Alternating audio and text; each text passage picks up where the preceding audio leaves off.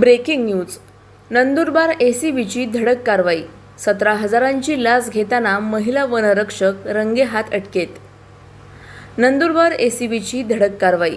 Shahada one परिक्षेत्रातील कोंढवळ बीटच्या महिला वनरक्षक तेजस्विनी काळू साळुंके यांना 17,000 रुपयांची लाच स्वीकारताना नंदुरबार लाचलुचपत प्रतिबंधक विभागाने रंगेहात अटक केली.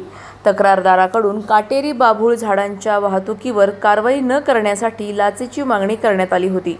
तक्रारीची पडताळणी झाल्यानंतर एसीबीने 9 जून रोजी फेस फाटा येथे सापळा रचून कारवाई केली. लाचेची रक्कम जप्त करण्यात आली असून आरोपीचा मोबाईलही ताब्यात घेण्यात आला आहे. या प्रकरणी सारंगखेडा पोलीस ठाण्यात भ्रष्टाचार प्रतिबंधक कायद्यान्वये गुन्हा दाखल करण्याची प्रक्रिया सुरू आहे. ही कारवाई पोलीस उपअधीक्षक प्रशांत भरते यांच्या मार्गदर्शनाखाली पोलीस निरीक्षक विकास लोंढे व त्यांच्या पथकाने केली. सलाउद्दीन लोहार, नंदुरबार न्यूज 24. अशाच घडामोडींचा आढावा घेण्यासाठी आजच आपले YouTube चॅनलला सबस्क्राईब करा.